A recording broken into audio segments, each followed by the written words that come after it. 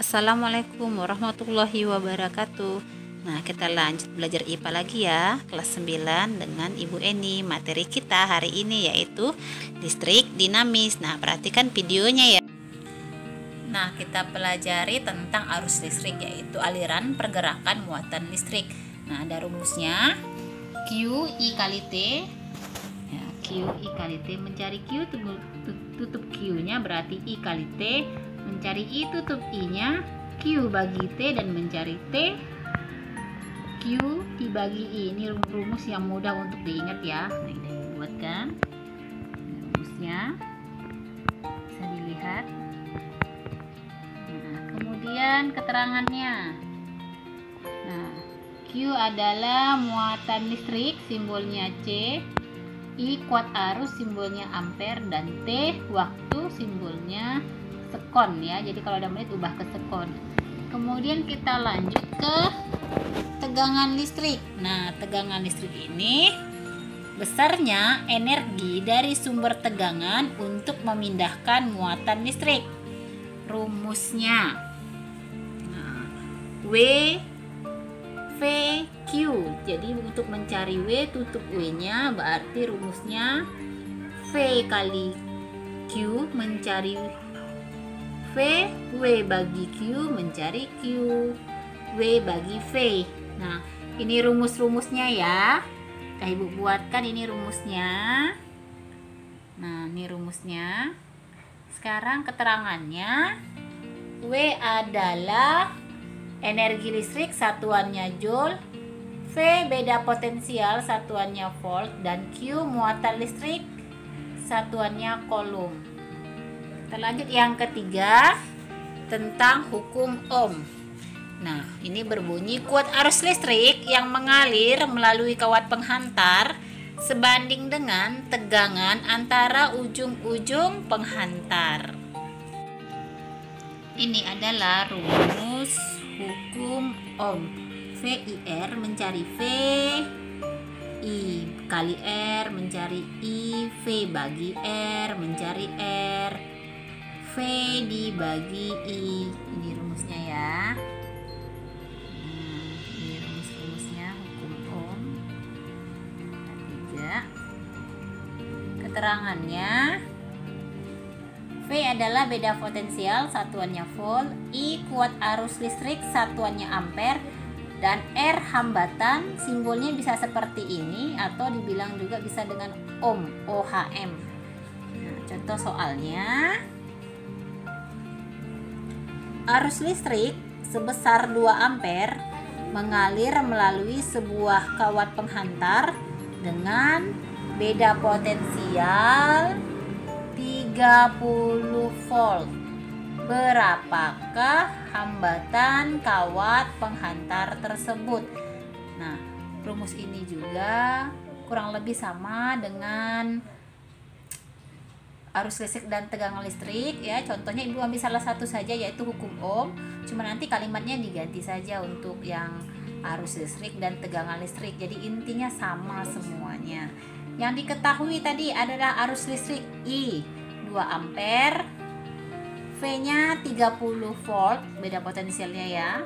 Ditanya adalah R. Nah, tadi apa ya rumus R? Iya, apa rumus R? R sama dengan rumusnya V dibagi I.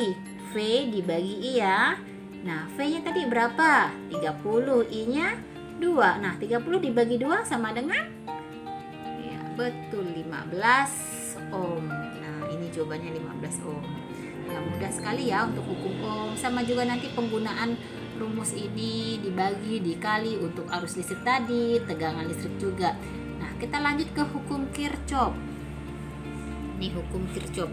Nah, rumusnya arus yang masuk sama dengan arus yang keluar. Misalnya nanti arus yang masuk 5, yang keluar juga harus 5 ampere ya.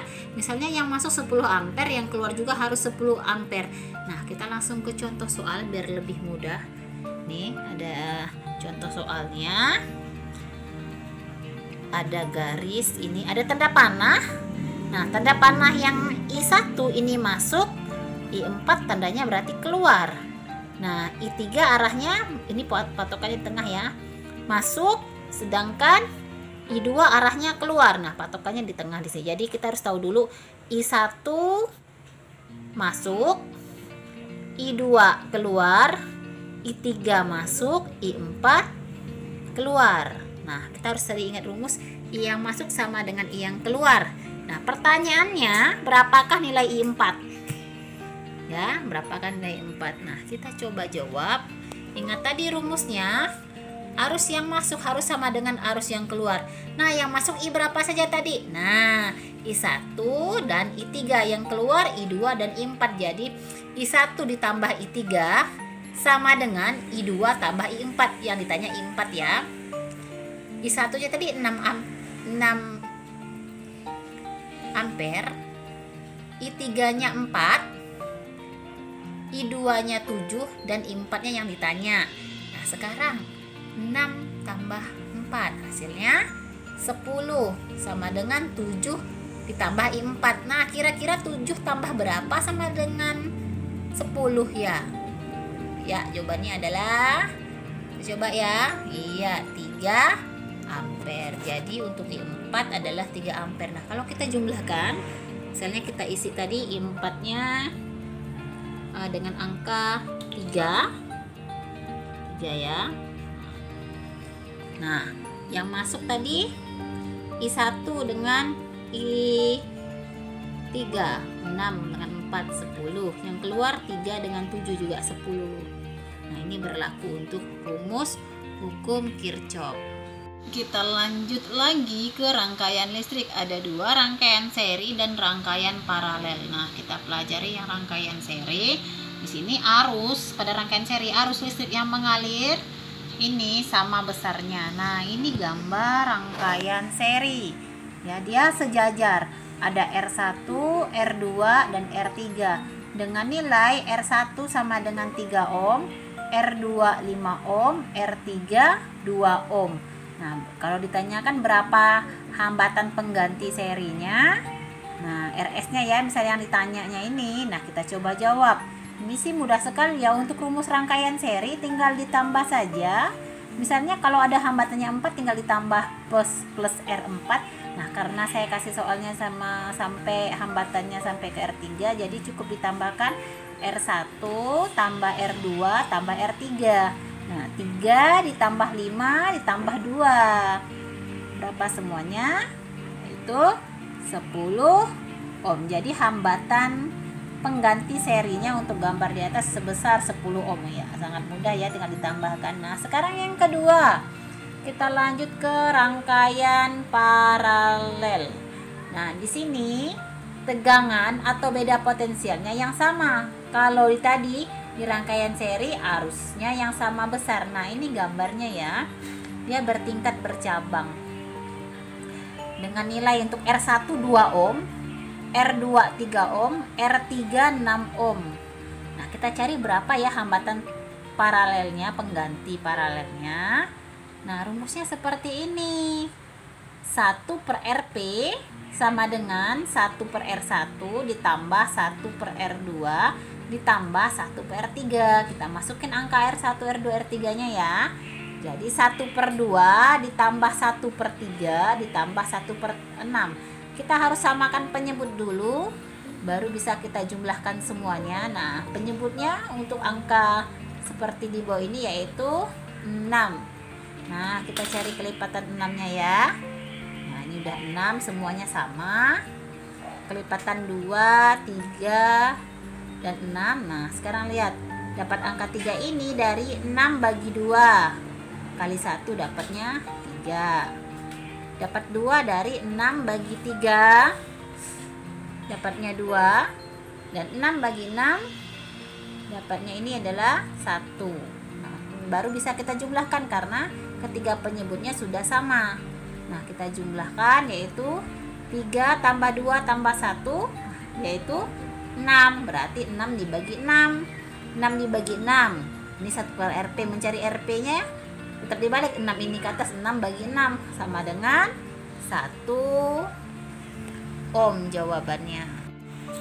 Kita lanjut energi dan daya listrik. Nah, bagaimana kita cara menghitung biaya listrik yang digunakan di rumah selama 1 bulan ya. Kita misalkan membayar listrik itu di PLN. Nah, contoh soalnya nih.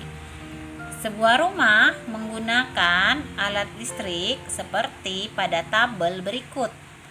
Nah, di rumahnya itu nggak bisa rumah sederhana ya.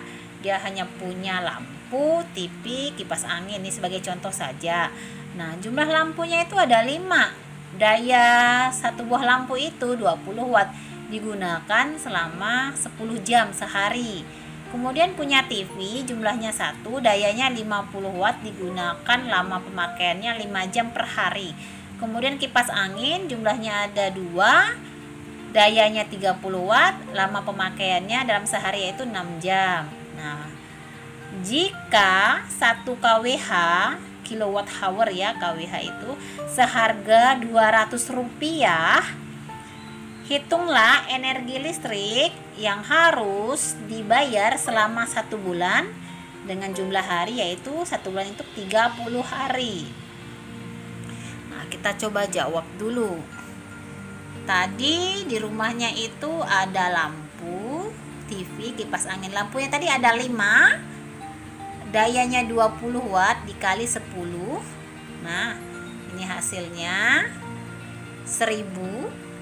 TV-nya 1 kali 50 kali 5, 250. Kipas angin 2 buah tadi ya, dikali 30 watt dan digunakan selama 6 jam, yaitu sebesar, jadi dikalikan semua 360. Nah, kita tambahkan 1000 ditambah 250 ditambah 360, hasilnya 1610. Ini WH atau watt hour. Di soal tadi harus kWh ya. Nah, kita ubah watt hour ke kilowatt hour. Nah, dengan cara dibagi 1000.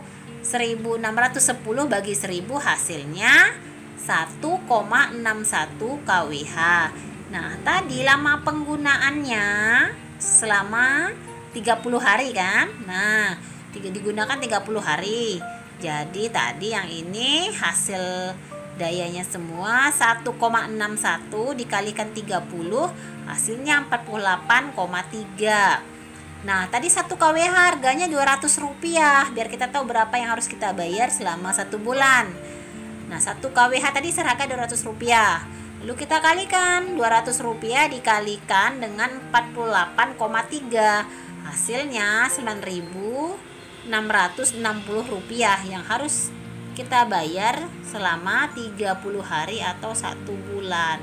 Sumber arus listrik terdiri dari ada elemen volta, elemen kering atau baterai, dan akumulator atau aki. Cukup sekian ya penjelasan Ibu. Terima kasih. Wassalamualaikum warahmatullahi wabarakatuh.